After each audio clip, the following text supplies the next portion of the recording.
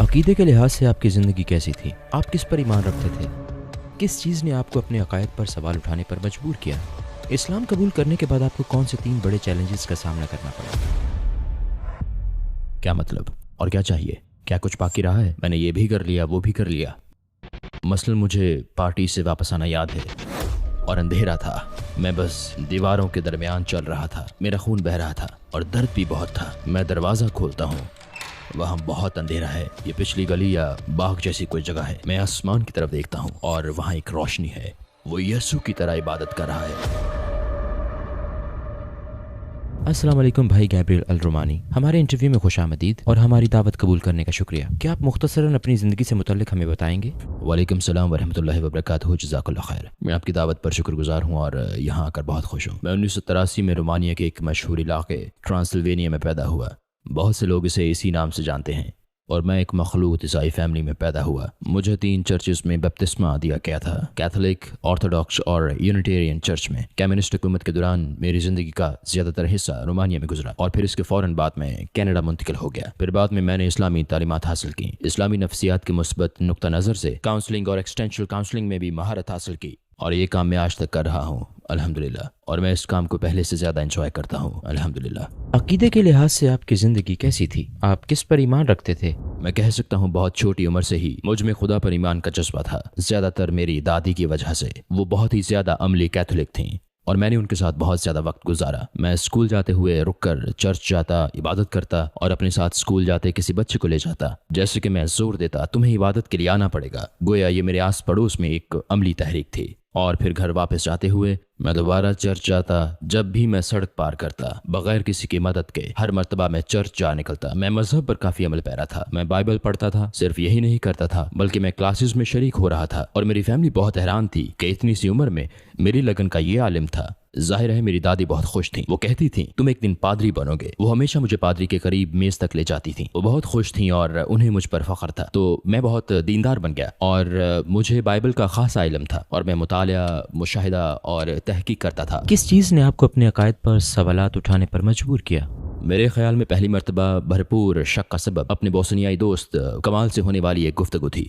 مجھے یاد ہے میں فٹ بال میچ کے لیے جا رہا تھا، گرمیوں کا موسم تھا اور ہم گاڑی میں باتیں کرتے جا رہے تھے۔ ہم ان چیزوں کے متعلق کافی باتیں اور مباحثہ کرتے تھے، اور مجھے یاد ہے کہ وہ ناراض ہو گیا تھا۔ وہ کہنے لگا کیا تم واقعی ان عیسیٰ علیہ السلام پر ایمان رکھتے ہو جو خدا کے بیٹے ہیں؟ کیا تمہارا واقعی یہ ایمان ہے کہ وہ خدا کے بیٹے ہیں؟ اگرچہ مجھ سے کئی بار یہ سوال پوچھا گیا تھا، مگر اس وقت میرے اس یقین میں شک پیدا ہوا، اور در حقیقت میری فطرت بھی اس سے ہم آہنگ نہیں تھی۔ تو پہلی مرتبہ مجھے خود سے اور کسی دوسرے فرد سے مخلص ہونا تھا۔ میں رکا اور سوچا ایک سیکنڈ، یہ سب کیا ہو رہا ہے؟ لگتا ہے کچھ کمی ہے، مجھے مزید جاننا چاہیے۔ یہ ایک دلچسپ واقعہ تھا کیونکہ میں دباؤ ڈال رہا تھا، اور وہ بھی میں اسے اس کے عمل سے دور کرنے کی کوشش کر رہا تھا، اور وہ مجھے خدا کے قریب تر کرنے کی کوشش میں لگا تھا۔ مجھے ایک چیز یاد ہے، اس نے اپنی نماز کبھی نہیں چھوڑی، چاہے کچھ بھی ہو وہ نماز پڑھتا تھا، خواہ ہم کہیں بھی ہوں، کوئی فرق نہیں پڑتا۔ نماز کا وقت ہو گیا تو نماز پڑھ لی، خواہ ڈاؤن ٹاؤن میں ہماری چہل قدمی ہو یا ڈانس کے لیے جا رہے ہوں۔ ہم ڈانس میں ہوتے، وہ کہتا ہم باہر جائیں گے، آؤ آؤ وقت ہو گیا، اور مجھے اس کا انتظار کرنا پڑتا تاکہ وہ فارغ ہو جائے اور وہاں کوئی نہ آئے اور اسے پریشان نہ کرے۔ پہلی چیز جو میں سوچتا تھا، ایک سیکنڈ، یہ شخص یہ سب کیوں کر رہا ہے؟ اور دوسری چیز، اس کی نماز کے انداز کا مشاہدہ کرتا۔ قدرتی بات ہے کہ مجھے اس سے پوچھنا پڑا۔ میں نے کہا بھائی ہم ڈانس کر رہے ہیں، لطف اٹھا رہے ہیں، ہم وہاں یہ سب کر رہے ہیں، مگر تم نماز پڑھنے لگتے ہو، مجھے یہ تضاد لگتا ہے۔ اس نے کہا نہیں، یہ اس لیے ہے کہ میں جانتا ہوں جو کچھ میں کر رہا ہوں وہ غلط ہے، اور یہ خدا تک پہنچنے کا درست دروازہ ہے، اور میں اس دروازے کو بند نہیں کر سکتا۔ اور در حقیقت اس بات نے مجھے سوچنے پر مجبور کیا۔ سچ تو یہ ہے کہ اپنی دینداری کو دیکھ کر مجھے اس سے حسد محسوس ہوا، کیونکہ میں اتنا مخلص نہیں ہوں جتنا کہ وہ ہے، اور پھر بھی میں خود کو حق پر سمجھتا ہوں۔ اور اس شخص کو دیکھو کہ کتنا مخلص ہے، صرف یہی نہیں، ذرا دیکھو تو وہ نماز کیسے پڑھتا ہے۔ اور دوسری چیز جس نے عقلی طور پر مجھے جھنجھوڑا یہ تھی کہ میں بائبل پڑھ رہا تھا، اور بائبل میں پیغمبروں کی نماز کی جو تفصیل تھی اسی طرح وہ نماز پڑھتا، جیسے اپنا چہرہ زمین پر رکھ کر۔ حقیقتاً ٹھیک ہے، بائبل میں ایسے ہی بیان ہوا ہے۔ یہ دلچسپ بات ہے کیونکہ رومانیہ کے لوگ بھی ترکوں کی نماز کا مذاق اڑاتے تھے اور کہتے تھے کہ وہ منہ کے بل گر جاتے ہیں، لیکن بائبل میں بالکل اسی طریقے کا ذکر ہے۔ گارڈن آف گیٹسمن میں درج تمام پیغمبروں اور پیغمبر عیسیٰ علیہ السلام کا طریقہ، وہ خدا کی عبادت کے لیے چہرہ زمین پر رکھتے تھے۔ تو اس مشاہدے سے پہلے میں یہ باتیں کسی حد تک جانتا تھا، میں نے اس کا پوری زندگی مطالعہ کیا تھا، لیکن کبھی یہ جڑا نہیں، لیکن اس دن یہ جڑ گیا۔ اور پھر کیا ہوا؟ کہ آپ نے اس سے اس بارے میں بات کی؟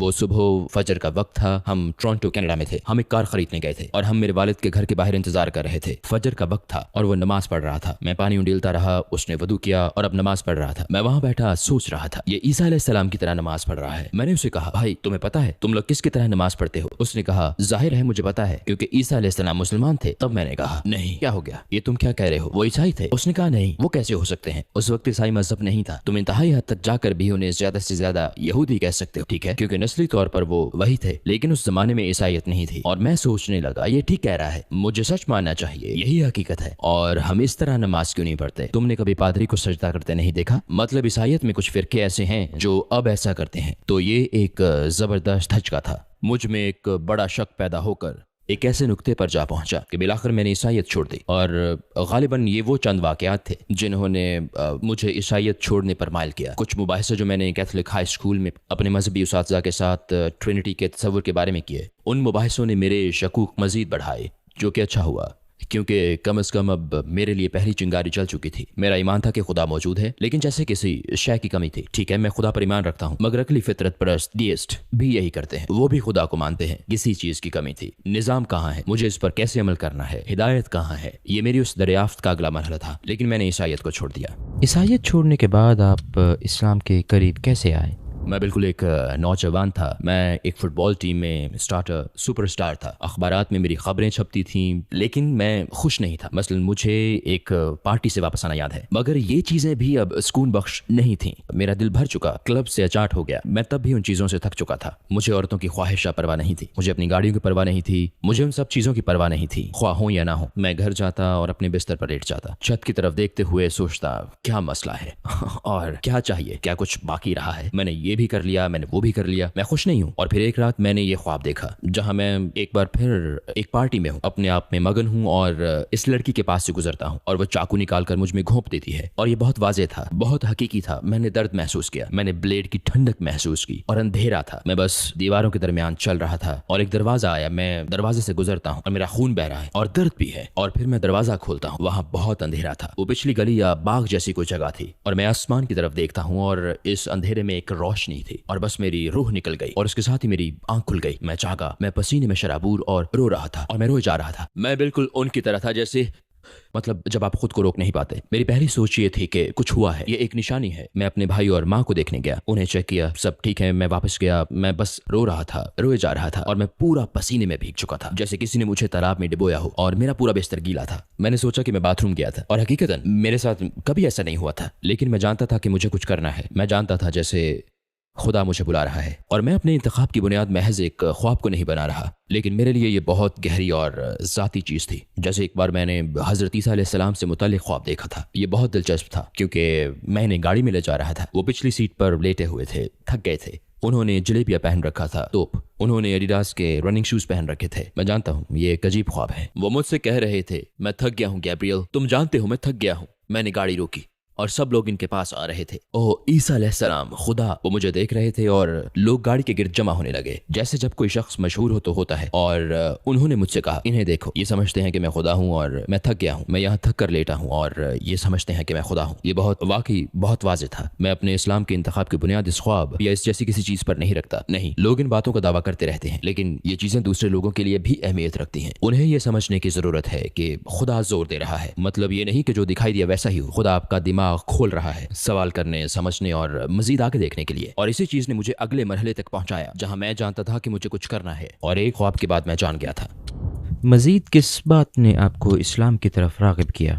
مجھے یاد ہے پہلی بار قرآن سننا، اور یہ اتنا دلکش تھا کہ میں اس کا گرویدہ ہو گیا تھا۔ میں اس کا مطلب نہیں جانتا تھا، میں بالکل انجان تھا، میں اس وقت عربی نہیں سمجھتا تھا، لیکن اس تلاوت نے میرے دل کو چھوا، اور اسلام کو سمجھنے کے بعد میں نے محسوس کیا کہ یہ کوئی نئی چیز نہیں تھی۔ میں نے محسوس کیا کہ یہ عالمگیر ہے، گویا یہ ایک تسلسل ہے۔ میں نے خود کو بدلتا ہوا نہیں بلکہ ایڈجسٹ کرتا محسوس کیا، تمام انبیاء کو، پرانے اور نئے صحیفے کو جانتے ہوئے مجھے یوں لگا جیسے اسلام بس آخری صحیفہ ہے، اور پھر آخرکار یہ سمجھنا کہ اسلام اس پیغام کا تسلسل ہے ایک معقول بات ہے۔ جیسے کہ پہلے تھا لا الہ الا اللہ، موسیٰ رسول اللہ، عیسیٰ رسول اللہ، نوح رسول اللہ، ابراہیم، اور اب یہ ہے لا الہ الا اللہ محمد رسول اللہ۔ وہی چیز ہے، اس میں ایک حصہ وہی ہے جو لا الہ الا اللہ ہے، اور دوسرا حصہ بدل رہا ہے جن میں نبی تبدیل ہوئے ہیں۔ یہ لاجواب بات ہے، واحد چیز ہے جو معقول لگتی ہے۔ آخر ایسا کیا ہوا کہ آپ نے مسلمان ہونے کا فیصلہ کر لیا؟ مجھے یاد ہے میں پہلے ہی یونیورسٹی میں تھا، پہلے یونیورسٹی، وہاں میں کمال سے دوبارہ ملا، وہ لائبریری میں تھا، اور اس وقت انٹرنیٹ صرف مخصوص جگہوں پر ہوتا تھا۔ میں موت کے بارے میں ایک ویڈیو دیکھ رہا تھا، اور یہ احمد بخاطر کی نشید تھی، لاسٹ بریتھ، ایک چھوٹی سی اینیمیشن تھی، یہ موت سے متعلق تھی۔ میں نے اسے دیکھا اور ایک بار پھر اس کا مجھ پر اتنا اثر ہوا کہ اگر میں کل مر جاؤں تو کیا ہوگا، میں کس کے لیے تاخیر کر رہا ہوں۔ ویسے میں اس وقت تک میں پہلے ہی ہر رات قرآن پڑھ رہا تھا، ایک صفحہ، میں بہت پرجوش تھا۔ مجھے یاد ہے کہ یہ ایک طرح سے میری عادت تھی، میں ہر رات تقریباً تھوڑا تھوڑا پڑھتا تھا۔ مجھے یوں لگتا تھا جیسے یہ میرے اور قرآن کے درمیان ایک بحث ہے، گویا میرے یہ تمام سوالات ہیں اور یوں یہ صفحہ پڑھ رہا ہوں، گویا جواب آ رہا ہے، گویا میں اپنے ذہن میں مزید سوالات پوچھ رہا ہوں، میں کہہ رہا ہوں نہیں، اور پھر دوبارہ اگلا جواب آتا ہے۔ کیا یہ سب کچھ اسلام سے پہلے ہوتا تھا؟ ہاں، اور پھر میں گھر واپس جاتا، مجھ سے مزید انتظار نہیں ہوتا تھا، قرآن میرے بستر کے بالکل پاس ہوتا تھا، میں پڑھتا تھا، اور یہ تقریباً ایک لڑائی کی طرح تھا، اور کئی بار میں نے حقیقتاً محسوس کیا جیسے یہ مجھ سے بات کر رہا ہے۔ میں جانتا ہوں کہ لوگ سوچتے تھے آخر یہ کیا ہے، لیکن جیسے ہی میں اٹھا اور جو کچھ بھی ہو میرے ذہن میں جو بھی ہوتا، یعنی میں کسی سوال پر سوچ رہا ہوتا اور اسے کھولتا تو یہ وہیں سے کھلتا اور اسی صفحے پر جواب موجود پاتا، اور اس سے آپ کو یہ احساس ملتا ہے کہ کیا ہو رہا ہے، جیسے اللہ آپ کو دیکھ رہا ہے، اللہ بات کر رہا ہے۔ اسی لیے بعض علماء کہتے ہیں اگر تم اللہ سے بات کرنا چاہتے ہو تو دعا کرو، اگر تم چاہتے ہو کہ اللہ تم سے بات کرے تو قرآن پڑھو۔ اسلام کی طرف آپ کے سفر کے آخری مراحل کیا تھے؟ السلام علیکم بھائی اور بہنوں، ہم نے دیکھا ہے کہ ہمارے 80% ناظرین بشمول اس ویڈیو کے نے ہمارے چینل کو سبسکرائب نہیں کیا ہے۔ جیسا کہ آپ جانتے ہیں ہم ایک غیر منافع بخش تنظیم ہے اور ہم نے اپنی ویڈیوز پر ایڈز بند رکھی ہیں، لہٰذا ہم صرف اس لیے کہہ رہے ہیں تاکہ سچائی کو پھیلایا جائے۔ یہ ایک چھوٹا سا عمل لگ سکتا ہے لیکن انشاءاللہ یہ بہت سے لوگوں کے لیے رہنمائی کا ذریعہ ہوگا۔ آئیے اب سبسکرائب بٹن پر کلک کریں اور ایک ساتھ چلیں ابدیت کی طرف۔ اسلام کی طرف آپ کے سفر کے آخری مراحل کیا تھے؟ میں ایک دن اٹھا اور میں شدید افسردہ تھا۔ میں نے اپنے ذہن میں کہا کہ تم کس چیز کا انتظار کر رہے ہو، تم جانتے ہو، تمہیں معلوم ہے، یہ سچ ہے۔ میں یونیورسٹی گیا اور میں اپنے دوست کمال سے ملا، میں نے کہا میں چاہتا ہوں آج رات تم میرے گھر آؤ، مزید کہا کہ مجھے کسی کام میں آپ کی مدد چاہیے، تو اس نے پوچھا تم ٹھیک ہو؟ میں نے کہا بس تمہیں آنا ہے۔ اس نے کہا ٹھیک ہے، کوئی مسئلہ نہیں، میں آ جاؤں گا۔ اس وقت امتحانات ہو رہے تھے، میں اپنے گھر کی بالائی منزل میں کچھ لوگوں کے ساتھ پڑھ رہا تھا، تب کمال نے نیچے سے مجھے آواز دی، میں آ گیا ہوں تو ٹھیک ہے میں نیچے آتا ہوں۔ تو میں نیچے گیا، رات ہو چکی تھی اور میں نے بس اس کی طرف دیکھا۔ اس نے پوچھا کیا ہوا بھائی، آپ ٹھیک تو ہو؟ میں نے کہا میں مسلمان ہونا چاہتا ہوں۔ اس نے کہا میں جانتا تھا۔ اس نے کہا میں جانتا تھا۔ میں نے کہا کیا مطلب؟ کہنے لگا کیا تمہیں وہ لمبی تراویح یاد ہے جو ہم نے اکٹھے پڑھی تھی؟ اس نے کہا میں سجدے میں اللہ تعالیٰ سے دعا مانگ رہا تھا کہ یہ لڑکا آپ کو ڈھونڈ رہا ہے، اس کی اسلام کی طرف رہنمائی کریں، اسے اسلام کے لیے قبول کر لیں۔ اس نے صرف اتنا کہا، میرے ساتھ پڑھو۔ میں پہلے ہی جانتا تھا کیا کہنا ہے۔ جب میں نے کلمہ شہادت پڑھا تو مجھے لگا کہ ان الفاظ کے کہنے سے مجھ سے بوجھ ہٹ گیا ہے، اور اسی رات میری نیند بالکل مختلف رہی۔ آپ کے اسلام قبول کرنے پر آپ کے خاندان اور آپ کے آس پاس کے لوگوں کا کیا رد عمل تھا؟ میرا خیال ہے سب سے پہلے میں نے اپنی ماں کو بتایا تھا، وہ کافی فکر مند ہو گئی تھیں کیونکہ ان کے بھی وہی تعصبات تھے جو میرے ہوا کرتے تھے۔ میں سمجھ سکتا تھا، ہم شروع میں بحث کرتے تھے اور وہ اسلام کے بارے میں توہین آمیز باتیں کہتی تھیں۔ میں نے انتہائی دفاعی رد عمل ظاہر کیا، عقل مندی نہیں دکھائی، میں نے ان کے ساتھ سخت رویہ اپنایا، اور سبحان اللہ میرے خیال میں میرا اسلام لانا صرف اللہ تعالیٰ کی نعمت ہے کیونکہ میں نے کوئی اچھی مثال قائم نہیں کی تھی۔ حالانکہ انہوں نے تبدیلیاں محسوس کی تھیں لیکن میں اپنے انتخاب کے بارے میں بہت پرجوش تھا، اور سبحان اللہ آخر کار انہوں نے کتابیں مانگی اور کوشش کی، اور شاید وہ میری تردید کرنے کی کوشش کر رہی تھیں یا مجھے غلط ثابت کرنے کی، اور نتیجتاً انہوں نے اسلام قبول کر لیا۔ واقعی میرے اسلام قبول کرنے کے تقریباً 1.5 سال بعد یہ ایک بڑا جھٹکا تھا کیونکہ مجھے اس کی توقع نہیں تھی، اور پھر میں نے اپنے بھائی سے کہا۔ میرے بھائی کا رویہ کافی ناپختہ تھا کیونکہ وہ میرا مذاق اڑاتا اور میرے انتخاب کی وجہ سے کافی ناراض تھا کیونکہ میں بدل گیا تھا، جو کام مجھے پہلے پسند تھے اب نہیں کرنا چاہتا تھا، اور شاید اپنے والد کو میں نے سب سے آخر میں بتایا، انہوں نے کوئی پرواہ نہیں کی۔ اور مجھے یاد ہے میری دادی، انہوں نے کہا میں ہمیشہ سوچتی تھی کہ تم پادری بنو گے۔ میں نے کہا میں نہیں بن سکتا، اور میں ان سے بات کر رہا تھا۔ انہوں نے کہا تمہاری بات معقول ہے لیکن میرے لیے ممکن نہیں، میری پرورش اس طرح ہوئی ہے۔ میں نے کہا لیکن دیکھیں بائبل کیا کہتی ہے۔ انہوں نے کہا میں نے کبھی بائبل نہیں پڑھی۔ انہوں نے کہا میں صرف وہی سنتی ہوں جو پادری کہتا ہے، لیکن آپ کم از کم بائبل کی باتوں پر یقین تو رکھتی ہیں۔ کہنے لگیں اس سے فرق نہیں پڑتا کیونکہ میں بدل نہیں سکتی۔ کیا اسلامی عبادات جیسے کہ دن میں 5 بار نماز پڑھنا یا پورا مہینہ روزہ رکھنا شروع میں آپ کے لیے مشکل تھا؟ سچ پوچھیں تو شروع میں نماز مشکل نہیں تھی، لیکن میرے خیال میں میرے طرز زندگی کی وجہ سے مجھے عادت نہیں تھی۔ میں نماز میں شامل ہو جاتا یا رات کو نماز پڑھتا اسی طرح، لیکن فجر ہمیشہ وقت پر پڑھتا کیونکہ میں ہمیشہ صبح جلدی اٹھتا تھا، تو میرا خیال ہے پورا دن میں تھوڑا مصروف ہوتا تھا، لیکن بہت جلد میں نے خود کو ڈھال لیا۔ زندگی میں نظم و ضبط بہت ضروری تھا اور اسلام آپ کو وہ نظم و ضبط دیتا ہے، تو مجھے لگتا ہے کہ میں اس میں بآسانی ڈھل گیا۔ روزہ رکھنا آسان تھا، میں نہیں جانتا، مجھے بہت پسند تھا۔ اسلام قبول کرنے کے بعد آپ کو کون سے 3 بڑے چیلنجز کا سامنا کرنا پڑا؟ पहले नंबर पर सपोर्ट है और आखिर में हम सब समाजी मखलूक हैं। हमें प्यार चाहिए, हमें ताल्लुकात चाहिए, हमें कबूलियत की सराहे जाने की ज़रूरत होती है। हमारे जज्बात हैं और अब आप अपने ख़ानदान के ख़िलाफ़, अपनी बरादरी के ख़िलाफ़ जा रहे होते हैं और लोग आपको छोड़ देते हैं और फिर आप मुस्लिम बरादरी से मिलते हैं जो आपके साथ वैसा ही सलूक करते हैं। दूसरे नंबर पर मैं कहूँगा तरक्की को जारी रखना, रूहानी और फ़िक्री तरक्की। मेरे ख्याल में बहुत से लोग शहादत पर रुक जाते हैं तो इस्लाम से पहले वो तलाश करते हैं, पढ़ते हैं, लेकिन मुसलमान होते ही उनकी तरक्की रुक जाती है, मज़ीद इल्म हासिल नहीं होता और आखिर में मेरे ख्याल में शादी, क्योंकि इंसान को मोहब्बत और सोहबत की ज़रूरत होती है। हम इसका इजहार मुख्तलिफ अंदाज में करते हैं, इस्लाम से पहले गालिबन हराम तरीक़ों से, और अब आपको बताया जाता है कि इसकी इजाज़त नहीं है, लेकिन आपकी ख्वाहिश होती है किसी से ताल्लुक़ और रिश्ता बनाने की। और ज़्यादातर मजहब बदलने वाले जब इस्लाम में आते हैं तो पहला काम वो जो करना चाहते हैं वो शादी है, और ये करना सबसे मुश्किल चीज़ है ना। तो मेरे ख्याल में ये 3 मसाइल वो बुनियादी मसाइल हैं जिनका मुझे तजुर्बा हुआ और मैंने दूसरों को भी इनसे गुजरते देखा है। मुसलमान होने के बाद आपको किस चीज़ ने सबसे ज़्यादा मुतासिर किया?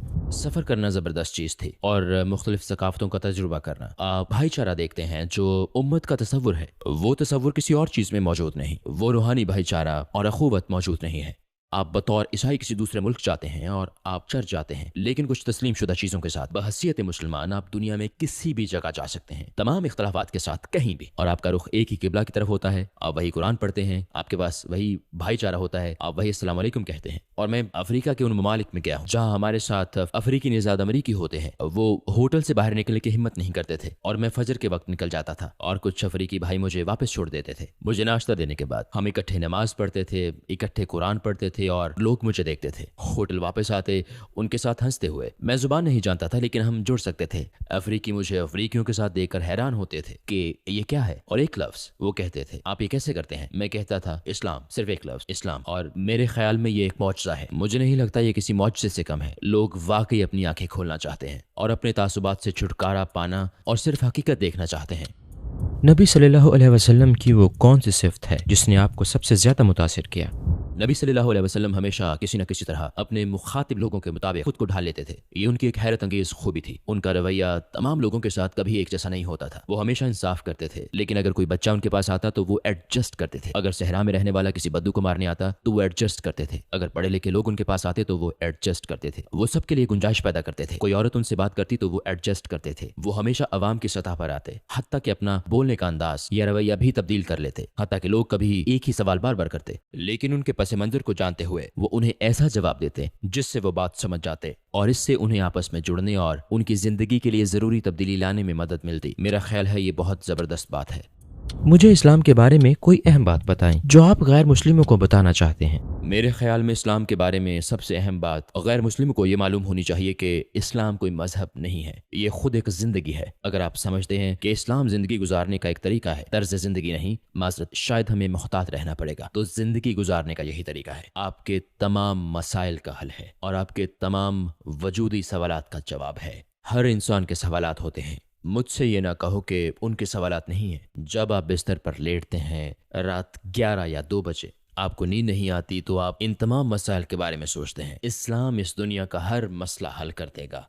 नस्ल परस्ती से लेकर बदनवानी तक सब कुछ इस्लाम ही हल कर सकता है। आप इस वक्त कौन से प्रोजेक्ट्स पर काम कर रहे हैं? मैं अभी 2 प्रोजेक्ट्स पर सबसे ज़्यादा तवज्जो दे रहा हूँ, जो कि तालीम और काउंसलिंग है, क्योंकि फिर वही बात है कि मैं इस्लाम में नया हूँ और समझने की कोशिश कर रहा हूँ कि मैं कहाँ फिट हो सकता हूँ, मैं उम्मत के कौन से मसाइल हल कर सकता हूँ। तो मैंने महसूस किया कि तालीम बहुत ज़रूरी है। अभी मेरी तवज्जो रोमानिया के लोगों, मुसलमानों और गैर मुस्लिमों को तालीम देने पर है। लिहाजा हमने रोमानिया की ज़ुबान में ऐसी किताबों का तर्जुमा किया है जिनका पहले कभी तर्जुमा नहीं किया गया। जैसा कि हम बात कर रहे हैं कि उनकी पहली तफसीर अल-मुख्तसर फी तफसीर है। रोमानिया की ज़ुबान में कोई तफसीर नहीं थी और ये पहली तफसीर है जिसका रोमानिया की ज़ुबान में तर्जुमा किया गया। तो यकीनन ये बहुत बड़ा सदका जारिया होगा इंशाअल्लाह। हमने कुरान और बहुत सी दूसरी किताबों का तर्जुमा भी किया है, बच्चों की क्लासेस, बालिगों की क्लासेस, और बस इस्लाम की दावत अमूमन मुख्तलिफ गैर मुस्लिमों के लिए। तो आखिर में आप क्या कहना चाहेंगे? मुखलिस रहें, یہ آپ کے کام میں شاید سب سے مشکل چیز ہے۔ احادیث کی ہر کتاب کا آغاز اس حدیث سے ہوتا ہے، انما الاعمال بالنیات، اعمال کا دار و مدار نیتوں پر ہے، کیونکہ یہ نیت ہے، خلوص ہے، اخلاص ہے، جیسا کہ سفیان ثوری رحمۃ اللہ علیہ نے فرمایا، ما علجت شیئا علی اشد من نیتی، مجھ پر میری نیت سے بڑھ کر کوئی معاملہ سخت ترین نہیں رہا۔ اخلاص، اگر آپ مخلص ہیں، اگر آپ واقعی خدا کو چاہتے ہیں، آپ اللہ تعالیٰ کو چاہتے ہیں، تو آپ اسے تلاش کر لیں گے، اسے پا لیں گے۔ لہٰذا اگر آپ مخلص ہیں تو آپ زندگی میں جو کچھ بھی کرتے ہیں، میرا خیال ہے آخر میں نتیجہ ہمیشہ مثبت ہوتا ہے۔ گیبریل بھائی، اس خوبصورت انٹرویو کے لیے آپ کا شکریہ، اور امید ہے کہ ہم دوبارہ ملیں گے انشاءاللہ، بارک اللہ فیک، اللہ آپ پر رحم کرے۔